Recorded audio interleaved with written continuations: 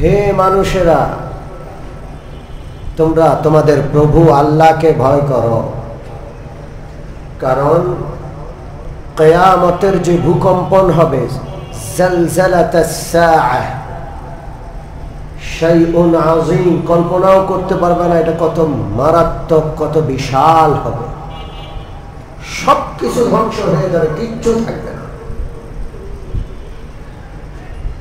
وتكون الجبال كالعهن المنفوش, পাহাড়গুলো তুলার মতো উঠতে থাকবে, উঠতে থাকবে। তারাগুলো ঝরে ঝরে আকাশ থেকে পড়ে যাবে, আকাশ ভেঙে খান খান হয়ে জমিনের উপর পড়তে থাকবে। কঠিন ভূকম্পন আসছে। এই ছোট ছোট ভূকম্পনগুলো, ওই কঠিন ভূকম্পনের প্রতি মানুষ যেন বিশ্বাস স্থাপন করে। সারা পৃথিবী মিলে জমিন নাড়াইতে পারবে না, জমিন নাড়ান কে? আল্লাহ। আমরা যেন এটা বিশ্বাস করি। কঠিন ভূকম্পন হবে। يوم ترونها تذهل كل مرضعة عما أرضعت وتضع كل ذات حمل حملها وترى الناس سكارى وما هم بسكارى ولكن عذاب الله شديد। ভূকম্পন এত মারাত্মক, সেদিন মা তার সন্তানকে ভুলে যাবে। মা তার সন্তানকে নিজের জানের চেয়েও বেশি ভালোবাসে, কিন্তু ওই মা, দুধ পানকারিনী মা, তার দুগ্ধপোষ্য সন্তানকে ভুলে যাবে। وتضع كل ذات حمل حملها, পেটে বাচ্চা যাদের গর্ভবতী, ওই মারা ভয়ের চোটে গর্ভপাত করে দিবে। وترى الناس سكارى, মানুষকে আপনি দেখবেন মানুষ মাতাল। وما هم بسكارى, আসলে কেউ মাতাল না। ولكن عذاب الله شديد, আল্লাহর কঠিন আযাব দেখে, ভূকম্পন দেখে সবাই মাতাল হয়ে যাবে। দেখছেন না, চিৎকার করতে করতে সবাই রাস্তায় বের হয়ে গেছে। যাওয়ার কোনো পথ কিন্তু নাই। যাওয়ার পথ আছে? বিশেষ করে ঢাকাবাসীর কোথাও পালানোর জায়গা আছে?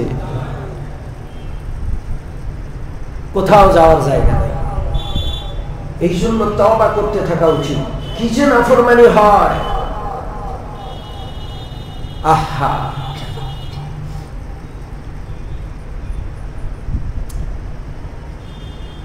আমাদের মসজিদ উত্তরায়, মসজিদের পাশে কবরস্থান। ওই কবরস্থানের মালিক যারা যারা মসজিদ এর জায়গা দিয়েছে, কবরস্থানের পারিবারিক কবরস্থানের জায়গা রাখছে, কবরস্থানের আরেক পাশে স্কুল করে দিছে তারা। হাই স্কুল, প্রাইমারি স্কুল, দুইটা স্কুলের জায়গা তারা দিয়েছে। কত বড় বিশাল দানশীলতা! যারা দিয়েছেন তাদের অনেকেই মরে গেছেন, কবরে শুয়ে আছে।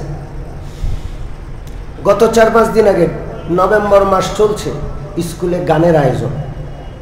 কিসের আয়োজন? জোরে বলেন। ছেলে আর মেয়ে নাচতেছে।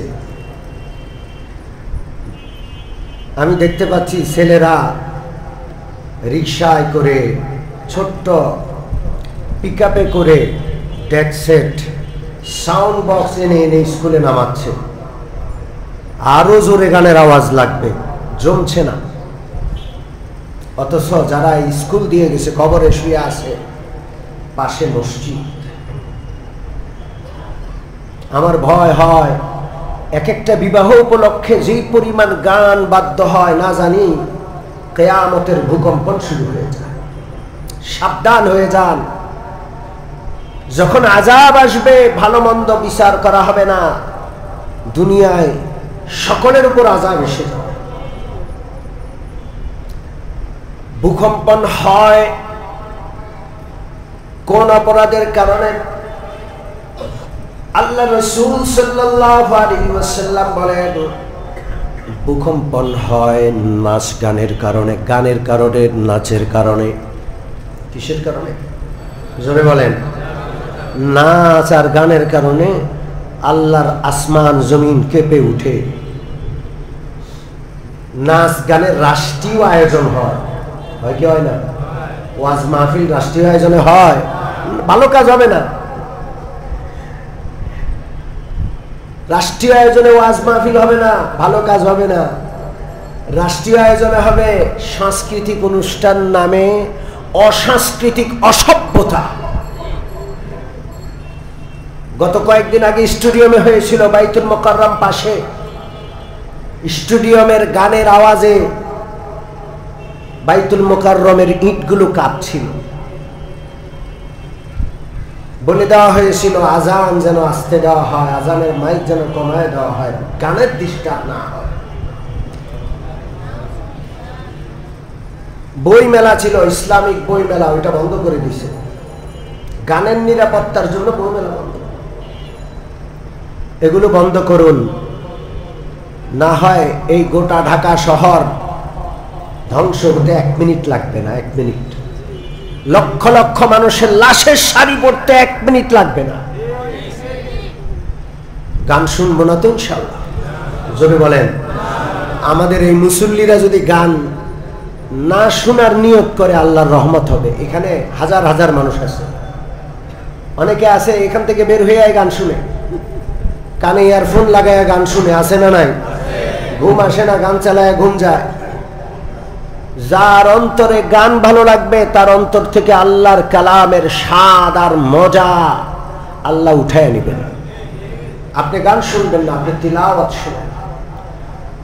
শত শত কারির তিলাওয়াত আছে, এক একজনের তিলাওয়াত শুনলে দিল ঠান্ডা হয়ে যায়। ঠিক কি ঠিক না? শত শত আল্লাহওয়ালা আলেমের বয়ান আছে, ওয়াজ আছে, শুনে না। আর আজকাল ইসলামী সঙ্গীতের নামে অসংখ্য ভালো ভালো সঙ্গীত আছে, সেগুলো শুনেন।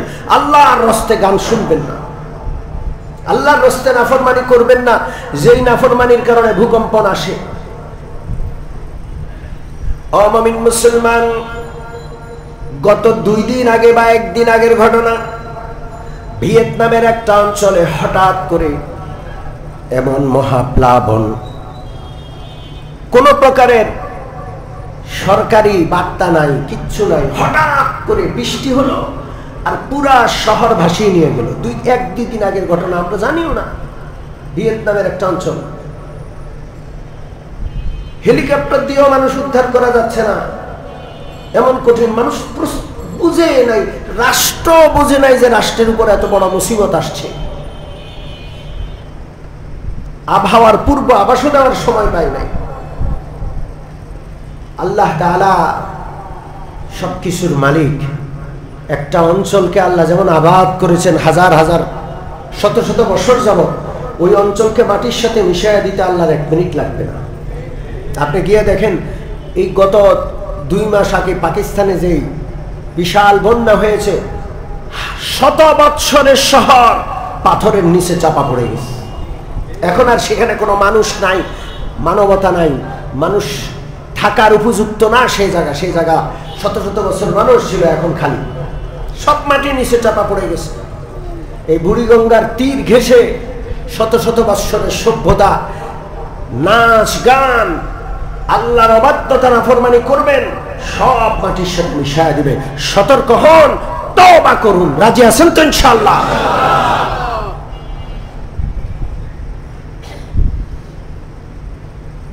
আর আমরা যারা পুরান ঢাকায় বসবাস করি, আমাদের অবস্থা বেশি করুন। ঠিক কি ঠিক না? আমাদের বাঁচার কোনো উপায় নেই।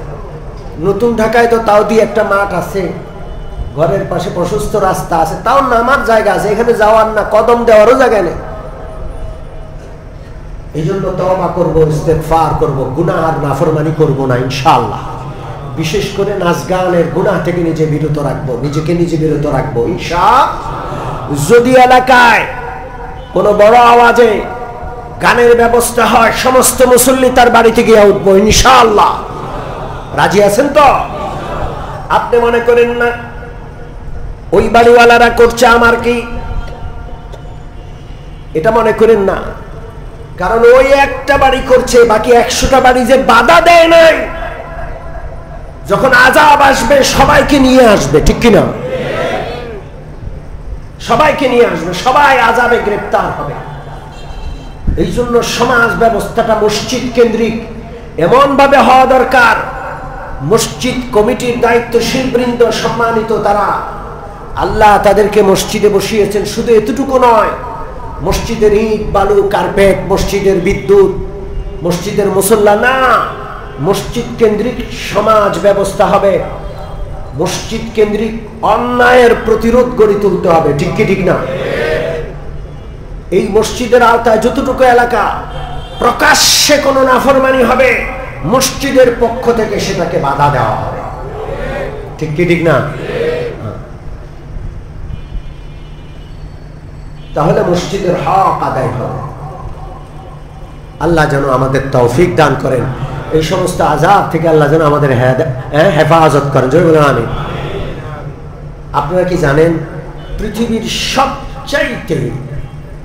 সবচাইতে ভূমিকম্প প্রবণ শহরগুলোর মধ্যে ঢাকা শহর 1 কি 2 নম্বরে? কয় নম্বরে? জোরে বলেন।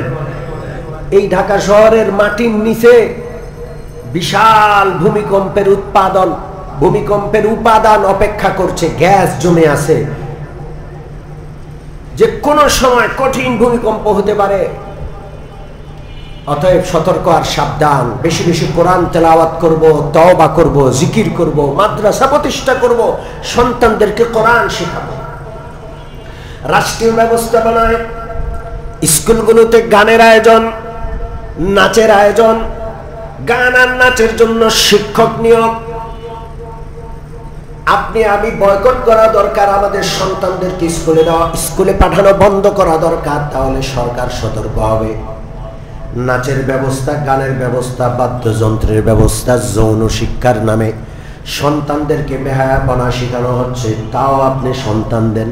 এত কিছু করার পরেও সন্তানদের ঈমান ধ্বংস করছে, এরপরেও আপনার কোনো রুচিতে বাঁধে না। আপনি আপনার কলিজার টুকরা সন্তানকে ওখানে পাঠান, তো সরকার বন্ধ করবে কেন? সরকার তো ওই আকাম কুকাম চালাইতেই থাকবে। যদি আপনি আমি স্কুলকে বয়কট করে যে এখান থেকে গান শোনাইতে হবে, না হলে আমার সন্তান দিব না, পুরা এলাকার সমস্ত মানুষ যদি বয়কট করে স্কুল খালি হয়ে যায়, তাহলে সরকার বাধ্য হবে স্কুলগুলোকে নাচ গান নাফরমানি থেকে মুক্ত করতে, ঠিক ঠিক না? সরকারের এক দুষ্ট যায় আরেক দুষ্ট আসে। আমরা মনে করেছিলাম এই সরকার ভালো হবে, কত পরিমাণ হারামি। গত রবিবারে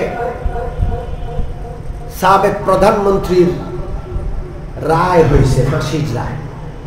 সারা দেশ অস্থির, 32 নম্বরে মানুষ ভিড় করছে ভাঙার জন্য। এগুলো সব পরিকল্পিত।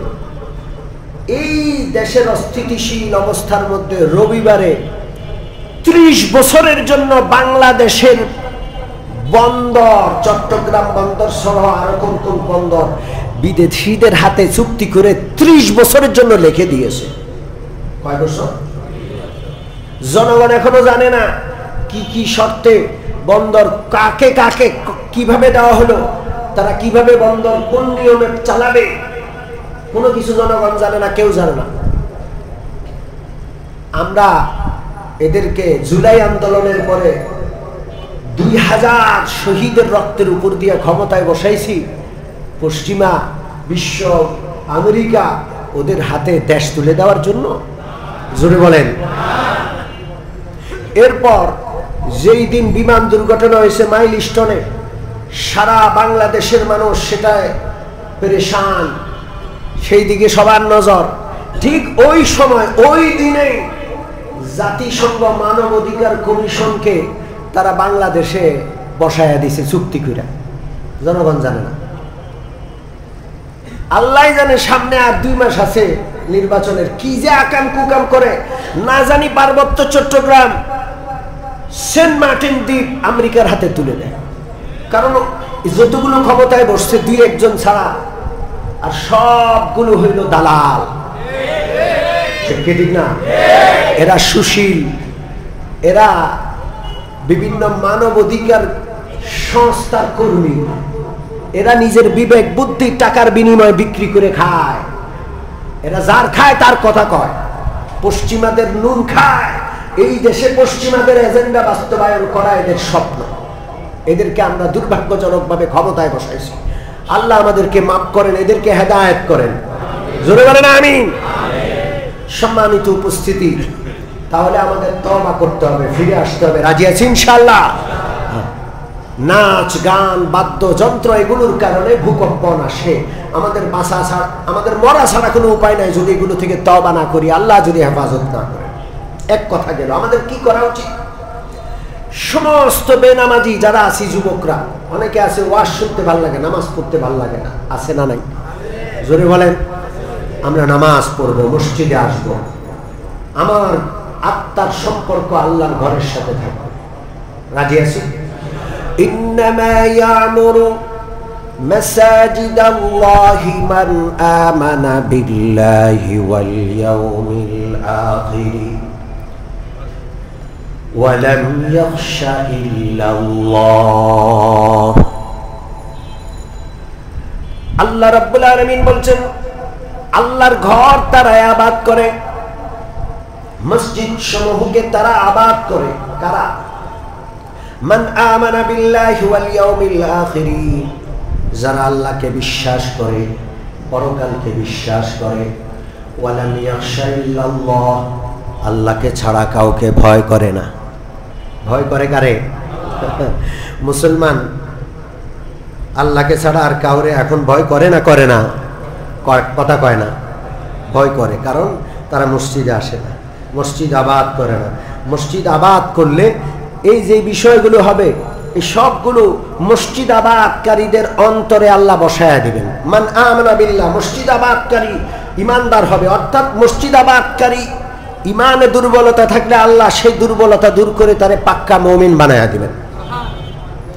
মসজিদ আবাদকারীর আখিরাতের ব্যাপারে, পরকালের বিশ্বাসের ক্ষেত্রে কোনো দুর্বলতা থাকলেও মসজিদ যেহেতু সে আবাদ করে, প্রতিদিন আসে, মসজিদ আবাদ হয় কিসের দ্বারা? জোরে বলেন, জোরে বলেন। কারুকার্য দ্বারা? হ্যাঁ, জোরে বলেন। রং সং দিয়ে, লাইট দিয়ে মসজিদ আবাদ হয়, মুসল্লি দিয়ে। মসজিদ আবাদ হয় কি দিয়ে? এই যে তিনতলা মসজিদ, এটা জুমার দিন শুধু বললে আবাদ নয়, 5 ওয়াক্ত পড়তে হবে। কয় ওয়াক্ত? জোরে বলেন। 5 ওয়াক্ত। 5 ওয়াক্ত। এই যে জুমার মুসল্লি, এরা কই যায়? বাকি 6 দিন কোথায় তারা? কোথায় যায়? মসজিদে আসা লাগবে। এটা আল্লাহর ঘর, এখানে আসা যাওয়া করলে আমানা বিল্লাহ, তার পরিচয় সে ইমানদার। ইমানের কোনো ঘাটতি থাকলে আল্লাহ ইমান দান করবেন। ওয়াল ইয়াউমিল আখির, আখিরাত, এই বিশ্বাসী বান্দা কোনো ঘাটতি থাকলে আল্লাহ সেটা পূরণ করে দেবেন। ওয়া লাম ইয়াখশা ইল্লাল্লাহ, কাফেররা কোরআন নিয়ে গবেষণা করে। কাফেররা জানে মুসলমানরা মসজিদে যদি যায়, মসজিদ যদি আবাদ করে, তাহলে আমাদের ভয় পাবে না। কাফেররা জানে মসজিদ আবাদ যদি হয়, মুসলমানরা মসজিদমুখী হয়, আমাদের পারমাণবিক বোমাকেও তারা ভয় পাবে না। এটা কারা জানে? জোরে বলেন। কাফেররা জানে। এই জন্য কাফেররা মসজিদ আবাদ না হওয়ার জন্য যা দরকার সব করে। খেলা দিয়ে দিছে, খেলা। কি দিয়ে দিছে? জোরে বলেন। আমি শুনলাম, আশ্চর্য হয়ে গেছি, যে স্টেডিয়ামে ভারত বাংলাদেশের কাছে হাসছে, এই জন্য নারায়ে তাকবীরের স্লোগান দিছে। দেখছেন আপনারা? কথা কয় না। হ্যাঁ, নারায়ে তো। আমি খেলা বুঝি না, কিন্তু আপনারা মনে করেন না যে হুজুর খেলা দেখে। আমি খেলা কিচ্ছু বুঝি না, বুঝি না, না ফুটবল, না ক্রিকেট, না কিচ্ছু। আমার বাবা তো ছোটবেলায় খেলতেই দিতেন না, বলছেন না খেলাধুলা নাই, ব্যায়াম ট্যায়াম আছে, কিন্তু খেলাধুলা যেই নিয়মে খেলাধুলা চলতেছে, এই খেলায় একটা নেশা। এই খেলা মানুষকে নামাজ, রোজা, আল্লাহ, রসুল, আখেরাত, পরকাল, দুনিয়া থেকেও গাফেল করে। যেটি খেলার পাগল, এটি টাকাও কামাই করে না। এত একটা বাজে জিনিস। তো বলছিলাম মসজিদ ফাঁকা আর নারায়ে তাকবীর দিচ্ছে কোথায়? খেলার মাঠে। আচ্ছা, বাংলাদেশ মনে করেন খেলায় সারা বিশ্বের উপর বিজয়ী হলো, এই বিজয়ের আল্লাহর কাছে কোনো দাম আছে? তো স্টেডিয়ামে বসে নারায়ে তাকবীর দিয়ে কি ফায়দা? হ্যাঁ, কি ফায়দা নারায়ে তাকবীর দিয়া? মসজিদ আবাদ করতে হবে। কি আবাদ করতে হবে? জোরে বলেন, কি আবাদ করতে হবে? মসজিদ আবাদ করতে হবে। আল্লাহ যেন তৌফিক দান করেন। একদিন হযরত জিবরিল আলাইহিস সালাতু ওয়াস সালাম বিশ্বনবীর কাছে, এমন সময় একজন ইহুদি পণ্ডিত আসলো, বড় মাপের পণ্ডিত। মদিনার সবাই তারে মস্ত বড় আলেম মনে করে, ইহুদি আলেম। তার পিছনে পিছনে অনেক সাধারণ ইহুদি ভক্ত আসছে রাসূলুল্লাহকে প্রশ্ন করে ঠেকিয়ে দেওয়ার জন্য, নবীজিকে প্রশ্ন করে ঠেকানোর জন্য আসছে। কি জন্য আসছে? জোরে বলেন। ঠেকায়া দেওয়ার জন্য আসছে। নবী রাহমাতুল লিল আলামিন বসে, ইহুদি পণ্ডিত আল্লাহর রাসূলের সামনে এসে বসলো, আর ঠোঁটে বিদ্রুপের হাসি ফুটাইয়া বলে, আইয়ুল বিকাই খায়রুন, ও মুহাম্মদ সাল্লাল্লাহু আলাইহি ওয়াসাল্লাম, বলুন দেখি পৃথিবীর কোন জমিনটা সবচেয়ে দামি, কোন জমিনটা সবচেয়ে উত্তম? পৃথিবীর কোন মাটি, কোন জমিন সবচেয়ে দামি, সবচেয়ে উত্তম? ইহুদি জিজ্ঞেস করছে। রাসূলুল্লাহ সাল্লাল্লাহু আলাইহি সাল্লাম নিজের পক্ষ থেকে কোনো প্রশ্নের জবাব দিতেন না, নিজের মন মতো কোনো কথা বলতেন না। যা বলতেন, কার কথা বলতেন? জোরে বলেন। ওয়ামা ইয়ানতিকু আনিল হাওয়া ইন হুয়া ইল্লা ওয়াহয়ুন ইউহা। তিনি নিজের মন গড়া একটা কথাও বলতেন না, যা বলতেন সব ওহী। আল্লাহ রাসূল জিবরিলকে জিজ্ঞেস করলেন, জিবরিল, এই ইহুদির প্রশ্নের কি জবাব? জিবরিল বলে, মান মাসউলু আনহা বিআলামা মিনাস সাইল। ওগো নবীজি, আপনি যেমন জানেন না আমিও জানি না। আমি আল্লাহ রাব্বুল আলামিনের কাছে গিয়ে জানে আসি, জিজ্ঞেস করে আসি, তারপরে জানাবো। হযরত জিবরিল আল্লাহ তাআলার কাছে গেলেন। কিছুক্ষণ পর আল্লাহ ফেরেশতা জিবরিল আলাইহিস সালাম আসলেন আর বললেন, ইয়া রাসূলুল্লাহ, আজকে এই প্রশ্নের জবাব নেওয়ার জন্য আল্লাহর কাছে গিয়ে যত কাছাকাছি গেলাম, জীবনে কোনোদিন আল্লাহ তাআলার এত নিকটে আমি যাইতে পারি নাই। বিশ্বনবী জিজ্ঞেস করলেন, কতটা কাছে গেছো? হযরত জিবরিল বললেন, এত কাছে গেছি, মাত্র ৭০,০০০ পর্দার ব্যবধান ছিল। কয় হাজার? জোরে বলেন, কয় হাজার? আল্লাহর নবী বললেন, ঠিক আছে, এখন বলো প্রশ্নের জবাব কি? হযরত জিবরিল আলাইহিস সালাতু ওয়াস সালাম বললেন, আল্লাহ রাব্বুল আলামিনের ঘোষণা, এই পৃথিবীর সবচেয়ে দামি জমিন হলো মাসাজিদুহা, আল্লাহর ঘর। কোন জমিন?